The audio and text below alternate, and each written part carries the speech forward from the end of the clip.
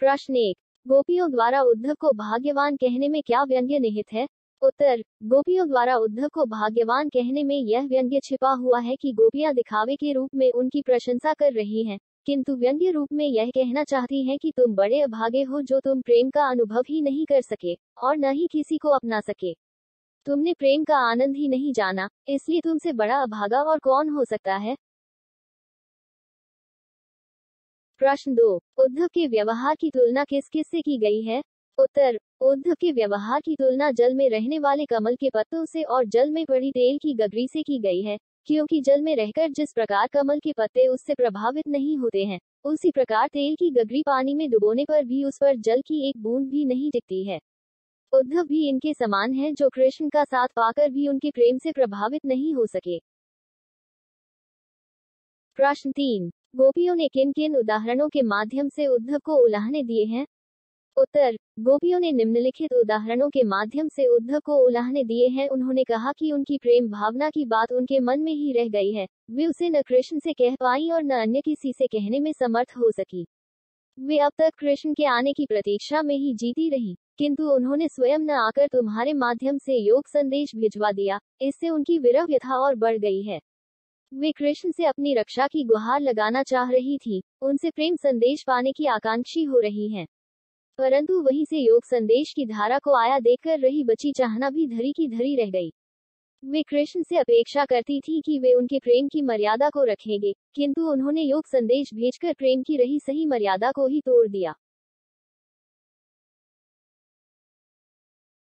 प्रश्न 4। उद्धव द्वारा दिए गए योग के संदेश ने गोपियों की विरहाग्नि में घी का काम कैसे किया?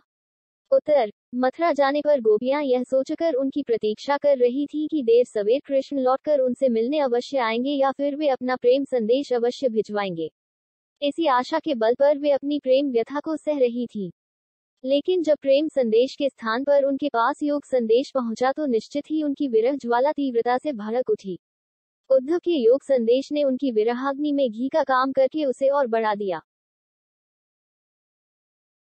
प्रश्न 5। मर्यादा न लही के माध्यम से कौन सी मर्यादा न रहने की बात की जा रही है? उत्तर। मर्यादा न लही के माध्यम से प्रेम की मर्यादा निभाने की बात कही जा रही है। प्रेम की यही मर्यादा है कि प्रेमी और प्रेमिका दोनों ही अपनी अपनी ओर से प्रेम को निभाएं और प्रेम की सच्ची भावना को समझें, क्योंकि प्रेम तो दोनों ओर से पलता है। लेकिन कृष्ण ने प्रेम निभाने की जगह गोपियों के लिए योग संदेश भेज दिया, जो एक छलावा था। उसी छलावे को गोपियों ने मर्यादा का उल्लंघन कहा है। प्रश्न 6। कृष्ण के प्रति अपने अनन्य प्रेम को गोपियों ने किस प्रकार अभिव्यक्त किया है? उत्तर। गोपियों ने कृष्ण के प्रति अपने अनन्य प्रेम को निम्नलिखित युक्तियों के माध्यम से व्यक्त किया है। उन्होंने स्वयं को कृष्ण रूपी गुड़ में छिपाई हुई चींटियां कहा है। वे अपने आप को हारिल पक्षी के समान मानती हैं, जिसने कृष्ण प्रेम रूपी लकड़ी को मजबूती से पकड़ रखा है। वे मन, वचन और कर्म से कृष्ण को अपने मन में धारण किए हुए हैं। वे कृष्ण प्रेम में दीवानी होकर दिन रात सोते जागते कृष्ण नाम को ही रटती रहती हैं।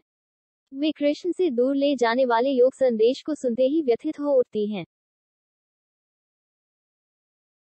प्रश्न 7। गोपियों ने उद्धव से योग की शिक्षा कैसे लोगों को देने की बात कही है?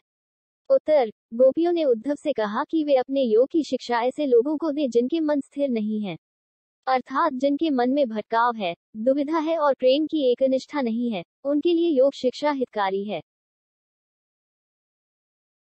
प्रश्न 8। प्रस्तुत पदों के आधार पर गोपियों का योग साधना के प्रति दृष्टिकोण स्पष्ट करें। उत्तर। पठित पदों के आधार पर यह कहा जा सकता है कि कृष्ण प्रेम में पगी गोपियां योग साधना को नीरस, व्यर्थ और अवांछित मानती हैं। उनका मानना है कि योग साधना के बल पर कृष्ण अर्थात ईश्वर को नहीं पाया जा सकता है। योग साधना तो कड़वी ककड़ी के समान है। योग साधना को सुनते ही उनकी विरह ज्वाला और भड़क उठती है। इसलिए वे कहती हैं कि हम कृष्ण की बुद्धि का बड़प्पन ही मानती हैं कि उन्होंने हमारे लिए योग संदेश भेजकर अपनी समझदारी ही दिखाई है।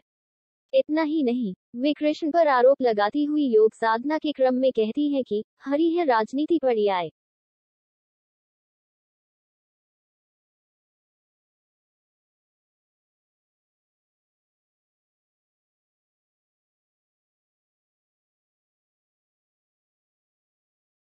प्रश्न 9, गोपियों के अनुसार राजा का धर्म क्या होना चाहिए? उत्तर, गोपियों के अनुसार राजा का धर्म यह होना चाहिए कि वह अपनी प्रजा को अन्याय से बचाए, उन्हें सताए जाने से रोके और दुख वेदना से उनकी रक्षा करे। प्रश्न 10, गोपियों को कृष्ण में ऐसे कौन से परिवर्तन दिखाई दिए जिनके कारण वे अपना मन वापस पा लेने की बात कहती हैं? उत्तर, गोपियों को अनुभूति हुई कि कृष्ण मथुरा जाने के बाद बदल गए हैं। वे अब हमसे प्रेम नहीं करते हैं, इसलिए उन्होंने न अब तक कोई प्रेम संदेश भेजा है और न अब तक हमसे मिलने आए हैं। इसके साथ ही उन्हें यह भी लगा कि वे मथुरा में जाकर अब राजा बन गए हैं और अपनी राजनीतिक चालें चलने लगे हैं, जिसके कारण छल कपट से वे पूरित हो गए हैं। इसीलिए उन्होंने हमें भुलावे में डालने के लिए योग संदेश भेजा है। इन परिवर्तनों को देखते हुए गोपियों को लगा कि अब उन्हें कृष्ण प्रेम में डूबा हुआ अपना मन वापस ले लेना चाहिए। प्रश्न 11, गोपियों ने अपने वाक चातुर्य के आधार पर ज्ञानी उद्धव को परास्त कर दिया, उनके वाक चातुर्य की विशेषताएं लिखिए। उत्तर, गोपियां वाक चातुर्य में प्रवीण हैं। वे बातें बनाने में किसी को भी पछाड़ देती हैं, इसीलिए उद्धव उनकी बातों को सुनकर ठगे से रह जाते हैं। इसका प्रमुख कारण यह है कि उनके हृदय में श्री कृष्ण के प्रति प्रेम निष्ठा, आत्मीयता, भावुकता एवं सहजता का भाव व्याप्त है।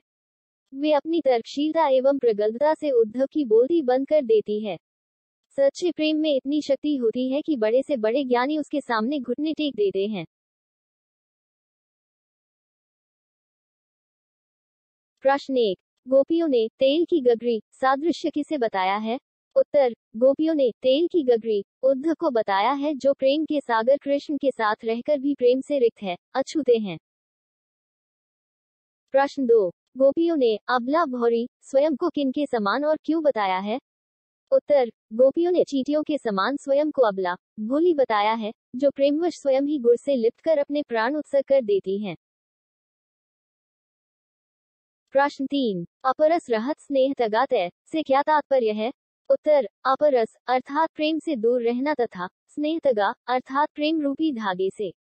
यहाँ उद्धव को प्रेम के बंधन से सदैव ही दूर रहने का उलाहना दिया गया है। प्रश्न 4, अवधि आधार आसावन की से क्या आशय है?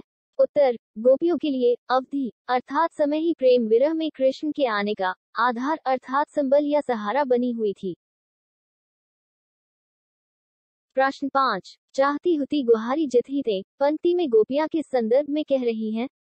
उत्तर, चाहती हुती से तात्पर्य गोपियां उस प्रेम शक्ति की बात कर रही हैं जिसके बल पर वे प्रेम की धारा कहीं भी बहा सकती हैं।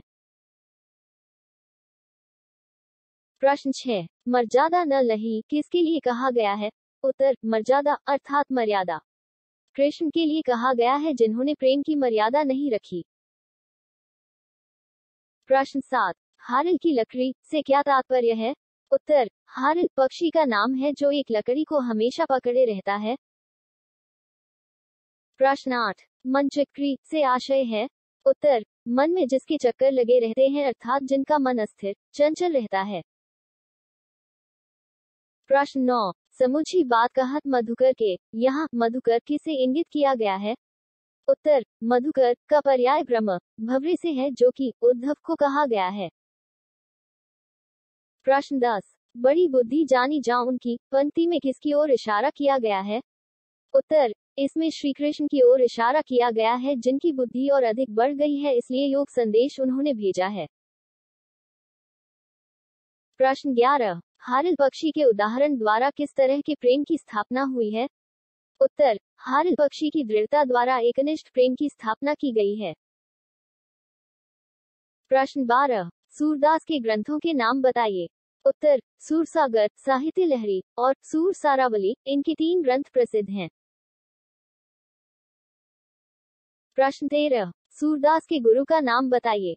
उत्तर, महाप्रभु वल्लभाचार्य सरदास के गुरु थे। प्रश्न 14, सूरदास की गिनती किन कवियों में होती है? उत्तर, सरदास की गिनती अष्टछाप के भक्त कवियों में होती है।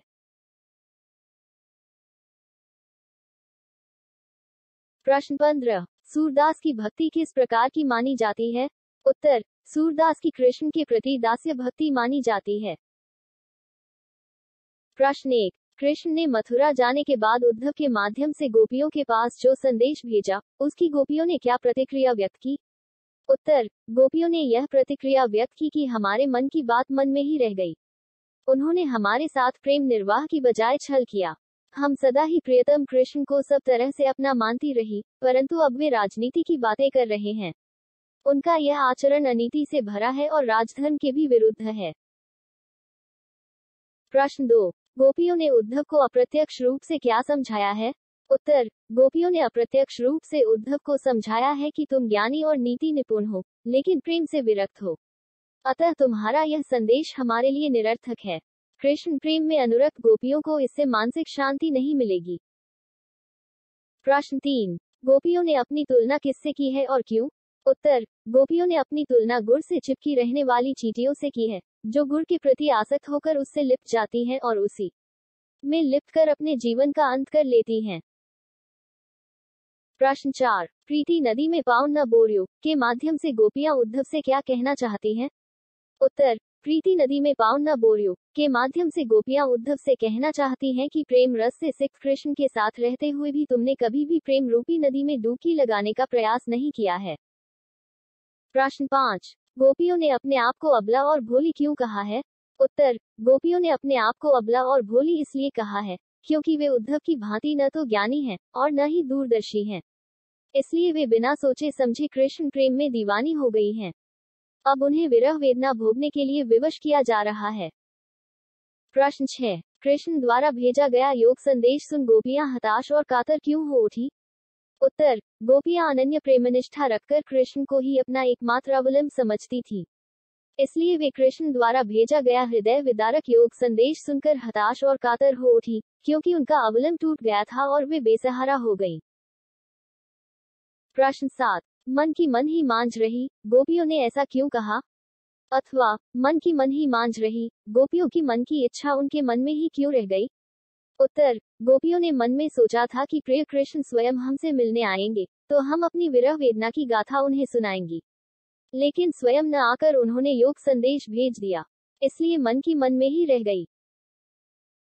प्रश्न 8, मर्यादाहि का आशय स्पष्ट कीजिए। उत्तर, गोपियों ने जिन कृष्ण के लिए संसार, वंश और परिवार की मर्यादा त्याग दी थी, उन्होंने प्रेमनिष्ठा एवं समर्पण भाव की उपेक्षा करके योग साधना का संदेश भेज दिया। इससे हमारी संपूर्ण मर्यादा नष्ट हो जाएगी। प्रश्न 9, गोपियां अब धैर्य क्यों नहीं रख पा रही हैं? उत्तर, गोपियां अब इसलिए धैर्य नहीं रख पा रही हैं, क्योंकि उनके प्रिय कृष्ण ने प्रेम की मर्यादा का उल्लंघन किया है और प्रेम निभाने की बजाय भेजे योग संदेश के माध्यम से उन्हें दूर रखने की युक्तियां सुझाई हैं।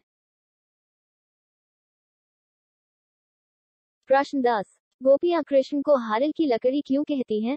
उत्तर, हारिल पक्षी अपने पंजों में रात दिन लकड़ी के टुकड़े को थामे रहता है, उसी प्रकार गोपियां भी कृष्ण को दिन रात अपने मन में बसाए रखती हैं। इसी समानताधार पर वे कृष्ण को हारिल की लकड़ी कहती हैं। प्रश्न 12, गोपियां योग का संदेश उद्धव से किन्हें देने के लिए कहती हैं और क्यों? उत्तर, गोपियां योग का संदेश उद्धव को उन्हें देने के लिए कहती हैं जिनका चित्त अस्थिर हो, अर्थात जिनका मन हमेशा चक्री की तरह घूमता रहता हो। हमारा मन तो पहले से ही कृष्ण प्रेम में स्थिर हो चुका है। प्रश्न 11, सूतो व्याधि हम कौन ले आए? यहाँ गोपियों ने व्याधि किसे माना है और क्यों?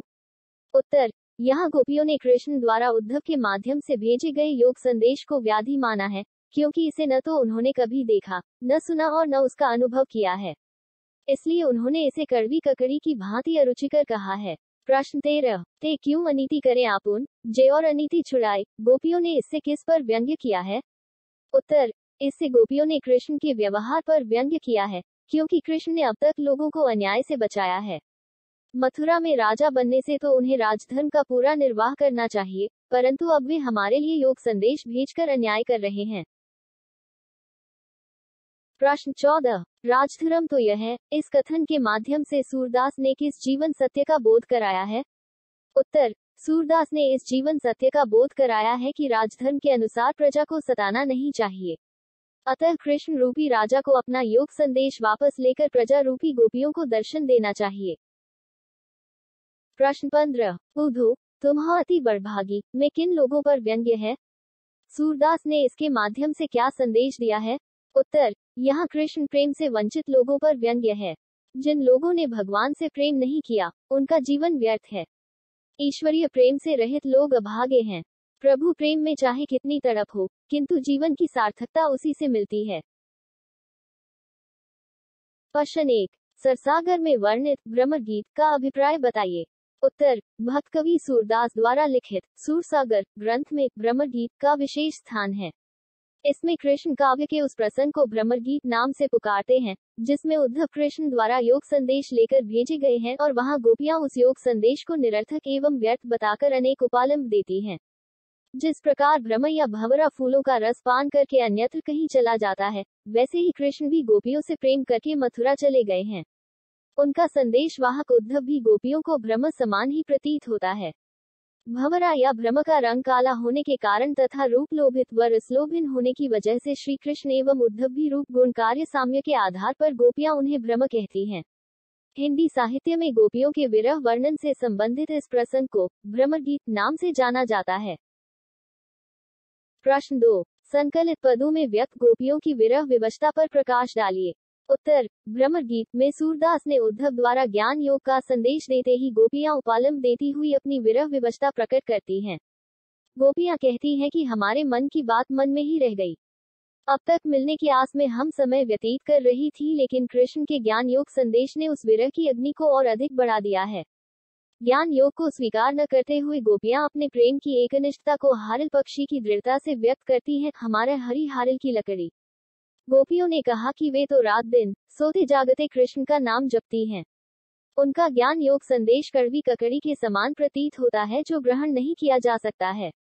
कृष्ण को अति चतुर एवं राजनीतिज्ञ मानकर गोपियां अपने उस मन को वापस पाने की चाह रखती हैं जिसमें कृष्ण बसे हुए हैं, और मथुरा जाते समय कृष्ण साथ लेकर चले गए। अंत में कहती है कि कृष्ण जो कर रहे हैं वह एक राजा का धर्म नहीं है जो अपनी प्रजा को सताएं। इस प्रकार गोपियों की अनेक विवशताएं प्रकट हुई हैं। प्रश्न 3, सूरदास के पदों में सरसता एवं भावुकता के साथ वाग्विदग्धता भी है, स्पष्ट कीजिए। उत्तर, प्रस्तुत पदों की सबसे बड़ी विशेषता है गोपियों की वाग्विदग्धता। वाग्विदग्धता से तात्पर्य है बोलने का कौशल। सूरदास ने गोपियों के माध्यम से अनेक स्थलों पर इसका प्रयोग किया है। जहां वे कहती हैं कि उद्धव तुम हो अति बड़भागी, यहाँ उनकी व्यंजना छिपी हुई है। गोपियां दिखावे के लिए उद्धव की प्रशंसा कर रही हैं, किंतु उनकी वाग्विदग्धता प्रकट होती है कि तुम बड़े अभागे हो जो प्रेम के सागर कृष्ण के समीप रहकर भी प्रेम से अछूते ही रहे। इसी तरह योग को कड़वी ककड़ी तथा ऐसे रोग के समान बताया गया है जिन्हें न तो ग्रहण किया जा सकता है और न संजीव पास बुक्स ही कभी उस रोग के बारे में सुना गया है। कृष्ण के लिए गोपियां कहती हैं कि एक अति चतुर हो पहले ही, अब गुरु ग्रंथ पढ़ाए। यहाँ पर कृष्ण को अत्यधिक चतुर बताते हुए गुरु उद्धव द्वारा सिखाए हुए बताया गया है। अंत में कोई हल नहीं निकलता देख गोपियां अपने उस मन को वापस पाना चाहती हैं जो कृष्ण जाते समय चुरा ले गए थे। इस तरह सूरदास के भाषा कौशल में सहृदयता के साथ प्रचुर मात्रा में वाग्विदग्धता भी स्पष्ट होती है।